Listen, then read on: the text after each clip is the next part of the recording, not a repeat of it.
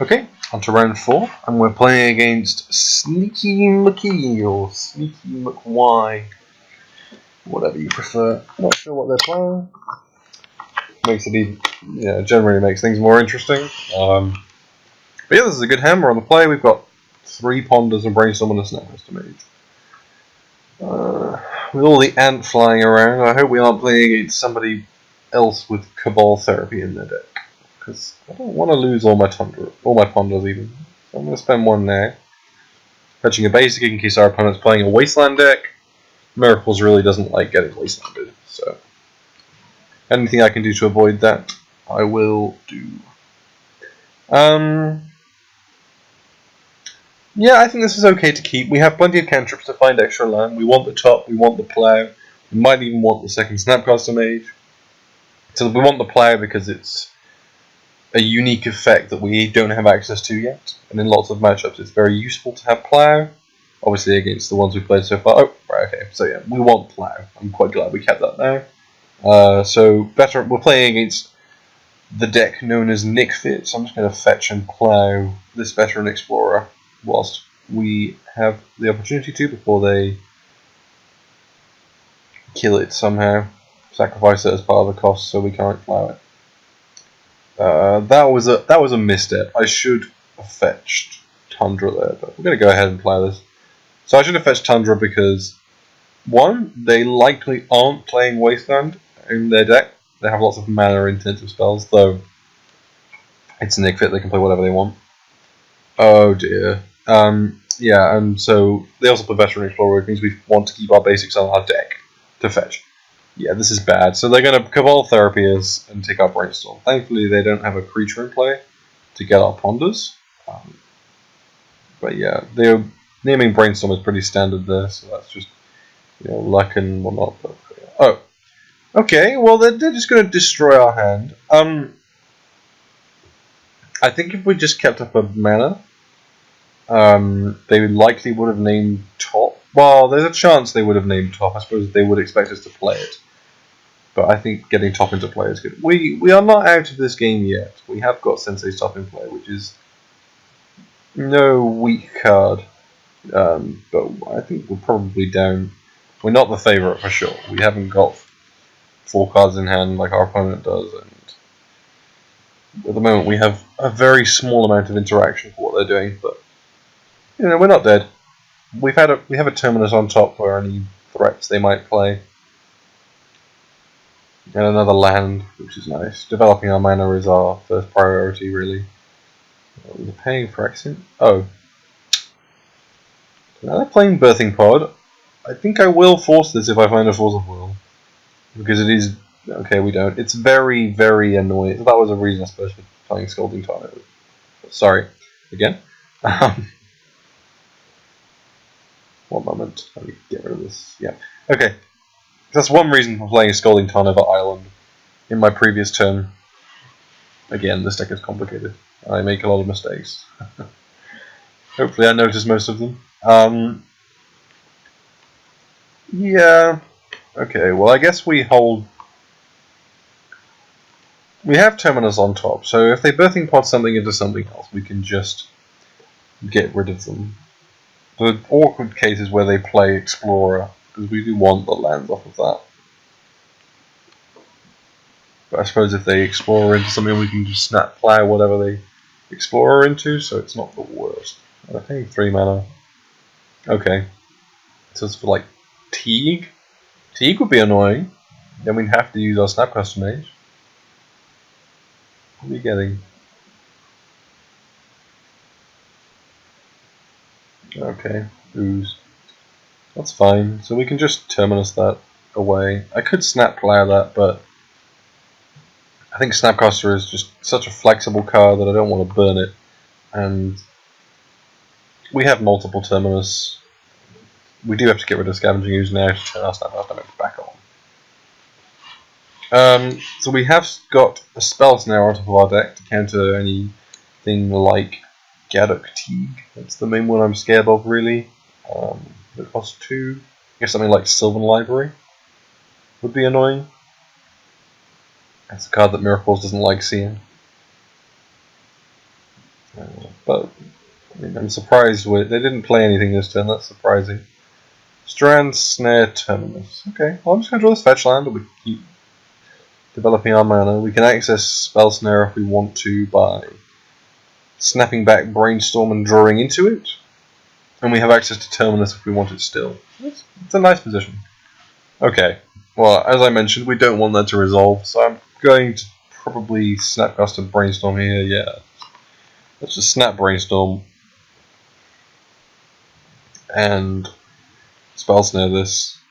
We are also looking for Mentor here, really, to close out the game. We are not winning this grindy game against Birthing Pod. Oh, actually this is interesting. So do I want to keep Snare or Mentor? Do I think I can race Library?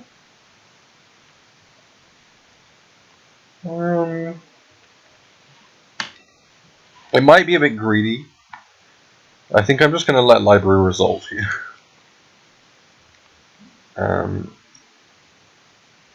It might be very greedy. I don't know, it's fun. I think this is one of the situations where Mentor gives Miracles an out where it shouldn't.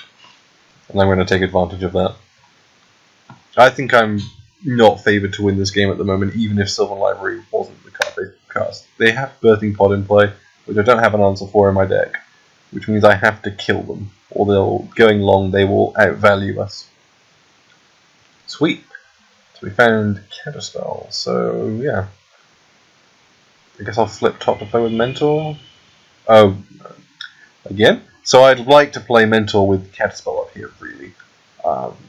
So I'm just going to do that. This also opens us up to the Cabal Therapy on our top. So that was very bad. I should have just left top in play there and thought a bit longer. This is more playing fast, I guess. But let's play Mentor and hold up Counterspell. And I hope we aren't super punished for that. But countering something like I hope they just tap out and play something like a Thragtusk or a Siege Rhino, and we can, or an Atraxa maybe, and we can just counter that.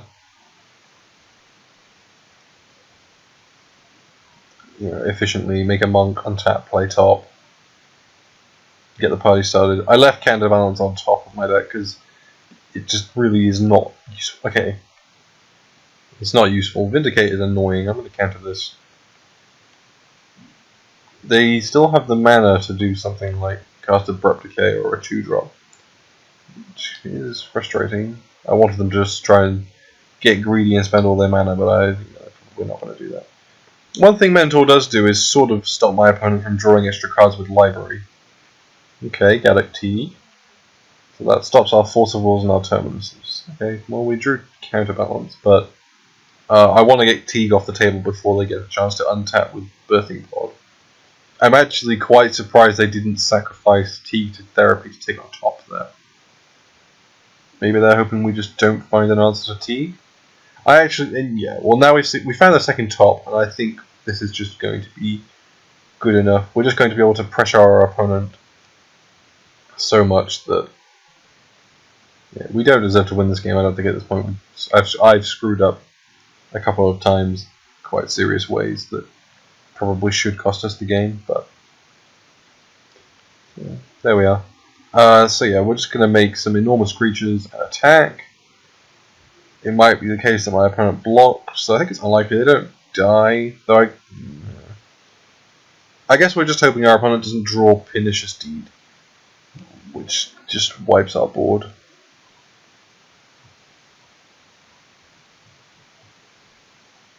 But I don't really have a way of beating that. Okay, they just chumped. I suppose if they draw Deed, then they don't have enough mana to cast it and activate, crack it for 3, and activate Birthing Pod on their Gaddock Teague that turn anyway, so yeah, it's not a big deal really. They have to block. Okay, into Explorer. We're gonna what? Therapy us? Sure. I think I'm just gonna keep the second top on top. If they get rid of our Mentor, let's say, the second top sort of guarantees lethal through blockers and things like that, so I'm going to keep that there. We don't need the extra mana, really, especially pre-board. Without Entreat, there's not much of a benefit to having 2 more basics than 5 in play. So, oh, okay. Their last card was Pernicious Deed. I don't know why they named. Was it Counterspell with their therapy? That seems silly. It didn't do anything with tapped out. Oh, they just misclicked with their deed and killed the monks. I guess they could kill the monks on their own, but yeah, we just killed them with Mentor and Tops. That's unfortunate on my opponent's part. They did just misclick. Let's see what we would have drawn. So we would have drawn Top. We would have only seen another Top, so yeah, I can't say anything about that really. Probably we're going to lose. I don't know. Difficult. They're tapped out.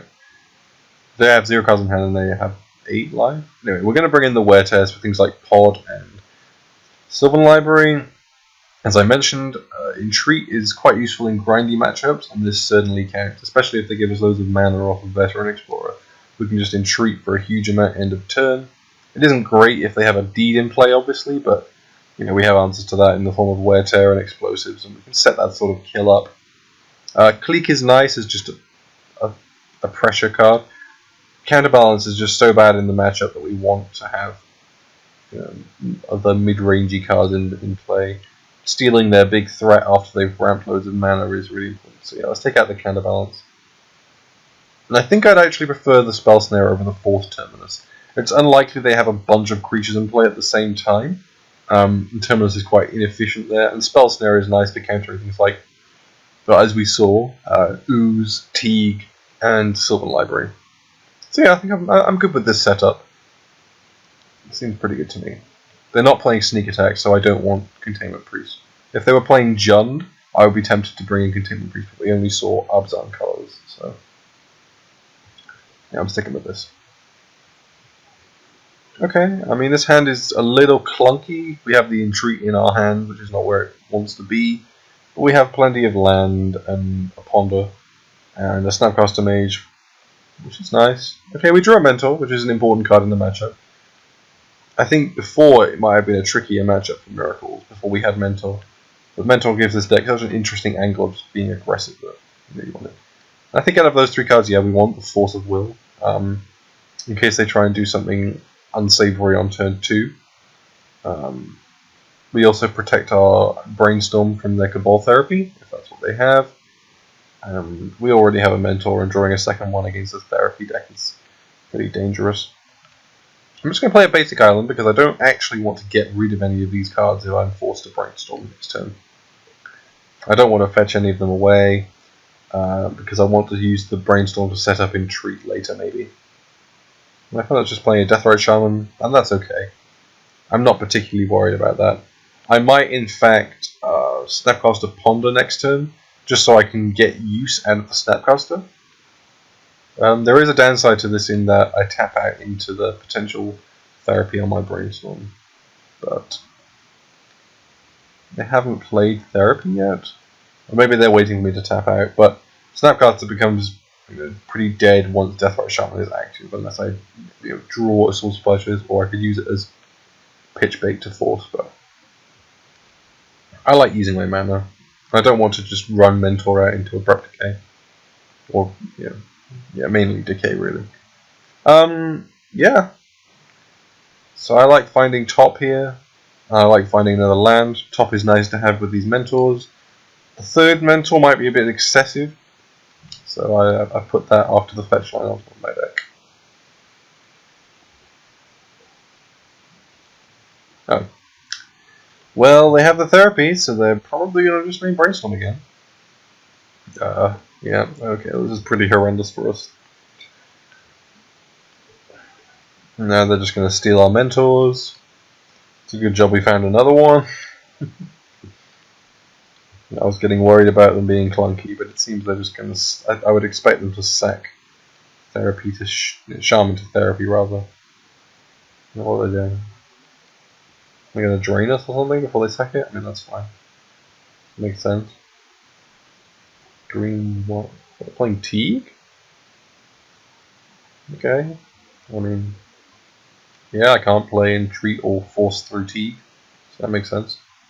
I wonder how many Teagues they're playing. They've just naturally drawn it both games. What? Really? Okay. Well, I wasn't expecting that. I was expecting to sack Shaman first before they sack Teague. Teague is like reasonably good against us. Shaman, like, whatever. I suppose we have a Snapcaster in play that can block Teague, but yeah, I'm fine with that.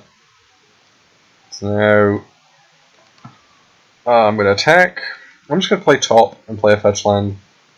Next turn we can draw Mentor. Play top again, I guess. Or we could just draw Mentor and hold up Force of Will. Depends on what my opponent does, really. We're now looking for a Brainstorm again to deal with this entry. Okay, second Shaman. So you can have a bit of pressure on us. I've got both the black sources available to start draining us if we start playing as instant sorceries. We found a second top to go with our Mentor and the Force of Will. So I might, yeah. I'm tempted just to take the Force here and just... I don't. They are slowly developing their mana. I don't want them to just turn around and slam Titan next turn. I actually want to have both Mentor and top at some point, so I don't want to shuffle us away by hardcasting my Force. So having a Force to pitch to Force is like quite nice.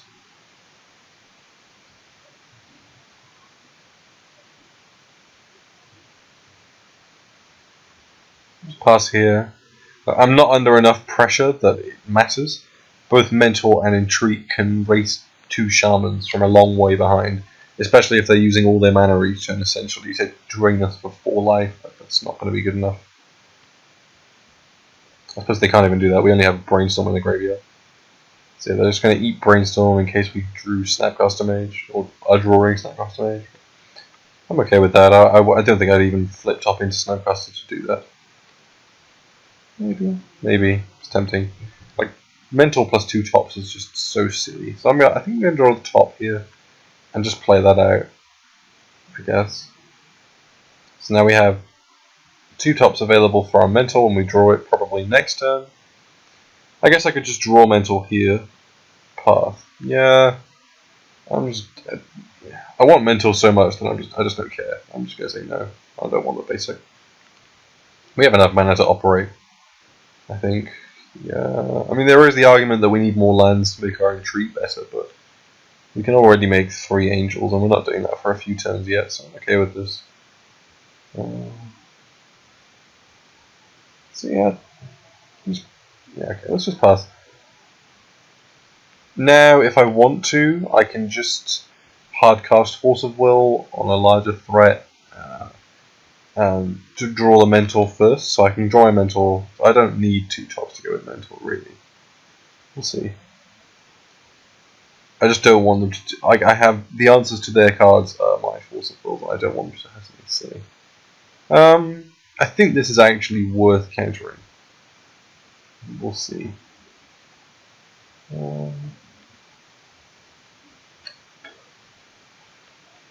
Because they get Gaddock Teague back, and then I can't cast Entreat, and that's just annoying. So, yeah, I think this is just an efficient use of my mana as well. I can just counter this Eternal Witness with 5 mana and not be down a card like I would be normally. I'm fetching my duels here in case I get asked if I want to search for basics again.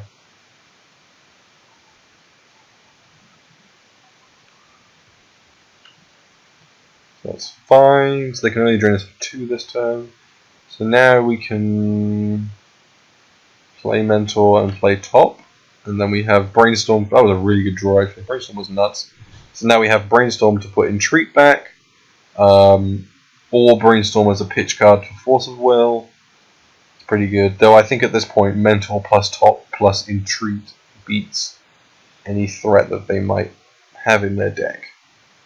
So I don't think I'm pitching Brainstorm to Force of Will here. I think I'm probably brainstorming in response to the spell, digging for a blue card maybe. We'll see. Let's see. A lot of this deck is about reacting to our opponent here. And putting yourself in the most flexible situations. So you can make your best choices. Okay, so they're going to try and vindicate my Mentor, tapping down quite low. They've got a Phyrexian Tower, which can give a burst of mana, but I'm not... They have 3 cards in hand. Like, what are those 3 cards? They haven't done anything for ages. They haven't played a land, and they haven't played a spell. So yeah, as I said before, I'm brainstorming in response to the spell that I might want to Force of Will, depending. I mean, I don't need Mentor. Oh, explosives. Blech, that's gross. Okay, so I'm going to counter this Vindicate, I think, by pitching Snapcaster Mage. I can put Entreat on top of my deck. I can put Entreat second down, I mean, and then I can put it, either Explosives or Plow on top, it doesn't matter. And then I can flip top, play Explosives, kill both of his Deathrite Shamans, and get him for a bunch of damage. This is pretty good. It's like a big 1-2 punch here, so we're going to counter his Vindicate. Just a huge tempo play that you would not normally expect from a control deck like Miracle. You can just, oh yeah, I have my insane threat. Yeah, I'm going to protect it for free. Untap, 2-for-1 you and hit you for 10 or whatever.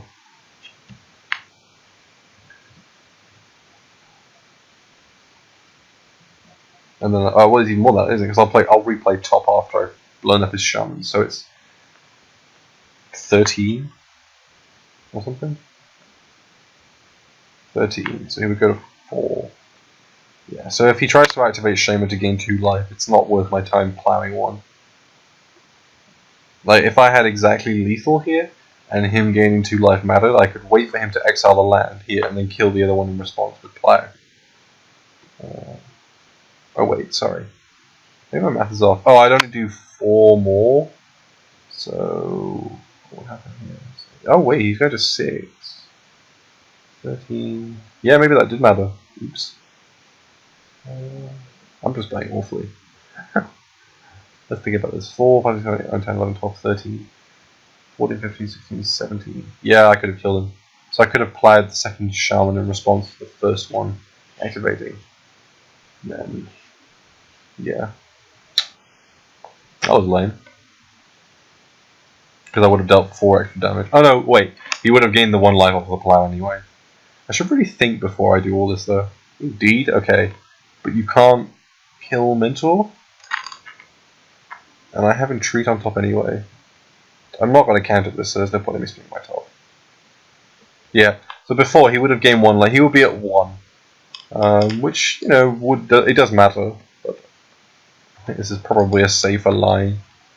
Okay, so we found Entreat, Ponder, yeah, so let's put Mesa on top. Play my Mesa. Attack. So I'm planning on entreating here. End of turn. He's going to have to crack Deed here to kill my monks. Oh. Oh, okay, so he's trying to kill my top. Oh, because he knows we have entreat. So I guess I'll entreat the next turn. So I'll just spin and... Oh, okay, I was going to draw the ponder, but I'll just draw the island here. So I'll flip into the island, save my top. So I'll just have to wait a turn. My opponent can take some damage. And that's fine.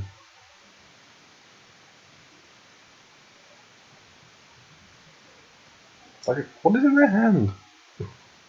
They still have 3 cards. Okay, one of them is a land. One of them is, I assume, a large threat. Okay, it is one. Okay. Yeah, I can beat that. I'm sure the Angel beats that. That's fine. Mental beats that. Like, just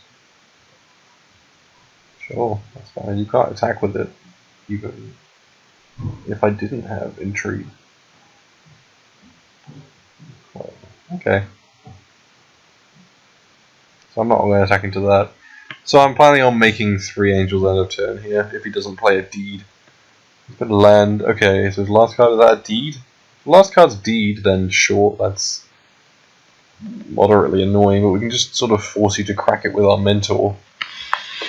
Okay, it's not. Do they have any instant speed answers to Entreat? I don't think so. Let's see. I mean, this is the plan, right? They have 1 card in hand. It might just be something like Decay or Plow. I don't know what they can have if they can't cast it. Weird. Sylvan Library? Even that does something. Anyway, we won the match!